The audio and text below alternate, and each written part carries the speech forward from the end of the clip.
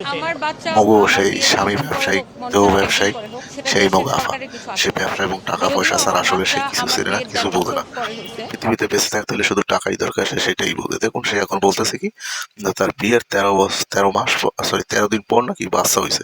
আর সেই বাচ্চা আসলে বাংলাদেশের সরকারের কাজ কি, আহ, কত মাসে হইলো কি হইলো না। আমি জানি না যে বাংলাদেশের সরকার খাইবে এই কাজ নেই, এরকম একটা মানে বেহায়া, বেপরদা এবং লুচ্চা এবং স্বামী ব্যবসায়িককে নিয়ে দেশের সরকার ভাববে এরকম, দেশের সরকার জন্ম নেয় নাই। তো সে একটা সেলিব্রিটি হওয়ার জন্য, নিজেকে বড় কিছু ভাবার জন্য, যাচাই করার জন্য আসলে এই কথাগুলো বলে। মনু, তুমি নিজের জানো না যে নিজের আসলে আসলে হয় কি, যে এই ধরনের মেয়েরা তো এই সমস্ত কুলাঙ্গার কিছু কথাবার্তা বলার কারণে মানে কিছু কিছু ওই সোশ্যাল মিডিয়া সাংবাদিক আছে, যারা সাংবাদিকের ঘ বোঝে না, এরা এসে আসলে এদের মতো কিছু সাংবাদিক যাদের ক্যামেরাটা ধরে, মাইক্রোফোনটা ধরে, আর নিজেদেরকে যা মনে লয় তাই বলে, এবং কিছু ভিউ আসে তাদের, তারা আর কি নিজেদেরকে স্টার বলে।